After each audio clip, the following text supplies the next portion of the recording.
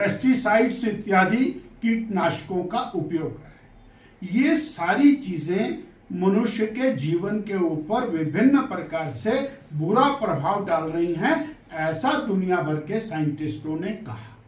उसको लेकर के और प्राकृतिक खेती की जानी चाहिए, ये विषय पूरी दुनिया के अंदर खड़ा। और हिमाचल प्रदेश प्राकृतिक खेती के लिए एक ऐसा स्टेट बन सकता है जहां से हम स्टैंप लगा करके हिमाचल प्रदेश की पैदावार को दुनिया में, भारत में भेज करके किसान और बागवान को अधिक धनराशि दिला सकते हैं, क्योंकि बहुत सारे लोग जागरूक हो चुके हैं जो केवल ऑर्गेनिक फूड इस्तेमाल करना चाहते हैं। इस दिशा में हमारी पूर्व सरकार श्री जयराम ठाकुर जी के नेतृत्व में चल रही थी। उन्होंने और प्राकृतिक खेती को बहुत विस्तृत स्तर के ऊपर आगे ले जाने का एक सक्षम प्रयास किया। पूर्व महामहिम राज्यपाल हिमाचल प्रदेश, उन्होंने इसमें अहम भूमिका निभाई और केवल हिमाचल में नहीं, गुजरात में जाने के बाद भी उन्होंने अपना योगदान दिया और राष्ट्रीय स्तर के ऊपर पार्लियामेंट के अंदर भी उनका एक विशेष वक्तव्य इसी खेती को लेकर के हुआ, और जिसके अंदर बहुत थोड़े से गोबर के साथ, गोमूत्र के साथ और एक विशिष्ट प्रकार की खाद को तैयार करके हम नेचुरल फार्मिंग, प्राकृतिक खेती की तरफ आगे बढ़े। पिछले कल हिमाचल प्रदेश के माननीय कृषि मंत्री ने एक फैसला किया कि ये जो प्राकृतिक खेती का काम चला हुआ है इसको हम बंद कर देंगे, और जो ऑर्गेनिक फार्मिंग का पहला जो सिस्टम चला हुआ था हम उसी के साथ काम करेंगे। ये बहुत दुखदायी है। ये बीजेपी की सरकार ने शुरू किया, इसलिए इसको बंद कर देना चाहिए। मुझे लगता है कि सरकार को गंभीरता से चिंतन करना चाहिए। ये पालेकर जो और दक्षिण भारत के अंदर हुए, उन्होंने इसके ऊपर बहुत बड़ा काम किया, पूरे देश में उसके ट्रायल हुए। उसके बाद हिमाचल प्रदेश में उसका सक्सेसफुल ट्रायल हुआ और उसको बंद कर देना, इस प्रकार की घोषणा माननीय कृषि मंत्री के द्वारा करना, ये एक बहुत बड़ा बैकवर्ड स्टेप है, इसकी चिंता करें। दूसरा, जब 2022 का चुनाव था तो जो आज सत्ता में बैठे हुए मंत्रीगण हैं, मुख्यमंत्री जी हैं और जो कांग्रेस के नेता हैं, वो रज करके जिला परिषद के, पंचायती राज के कर्मचारियों के साथ खड़े होकर के भाषण दिया करते थे। बस हमारी सरकार बजेगी, चुटकी बजा करके हम आपकी समस्या का समाधान कर देंगे। वो सारे के सारे वीडियोस आजकल एयर में हैं, वो वायरल हुए हैं।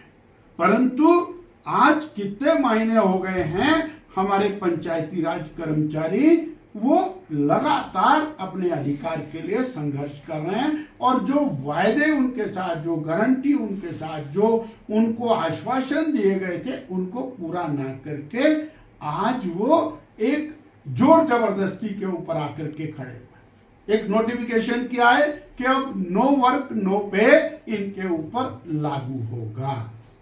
जब नो वर्क नो पे माननीय शांता कुमार जी ने लागू किया तो उसको लेकर के कांग्रेस ने खूब ह्यू एंड क्राई किया, आज वो इनके ऊपर कर रहे हैं। फिर उनके सारों की जो नौकरी के प्रोफाइल है वो मंगा लिए गए हैं, उनके ऊपर कार्रवाई करनी। अब तो स्थिति यहां आकर के खड़ी हो गई है कि हिमाचल प्रदेश एक शायद देश में पहला प्रदेश होगा जहां पंचायतों के चौकीदारों को और पंचायत सचिवों की शक्तियां दे दी गई हैं आधिकारिक रूप से। तो भाई ये तो सरकार की स्थिति ऐसी हो गई है कि माननीय मुख्यमंत्री जी की शक्तियां और किसी सब डिविजनल मैजिस्ट्रेट को दे दी जाएं, ऐसी स्थिति आकर के खड़ी हो गई है। ये बहुत यानी दुर्भाग्यपूर्ण स्थिति है जिसके अंदर ये लोग पहुंचे हैं। और दो विषय और जो महत्वपूर्ण है कि सरकार चीफ पार्लियामेंट्री सेक्रेटरीज के मामले में डिफेंसिव हुई है।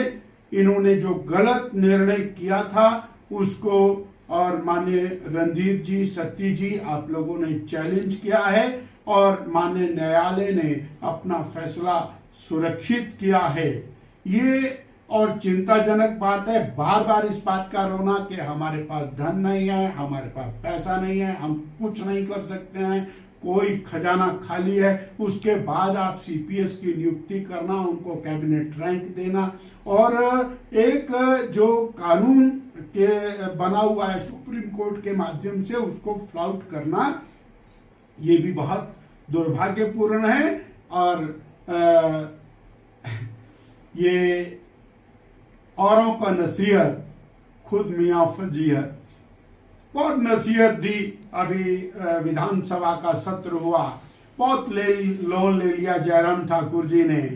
उन्होंने लोन लिया, संस्थान खोले, उन्होंने लोन लिया, हॉस्पिटल बनाए, उन्होंने लोन लिया, कॉलेज बनाए, उन्होंने लोन लिया, जनता की समस्याओं का समाधान किया।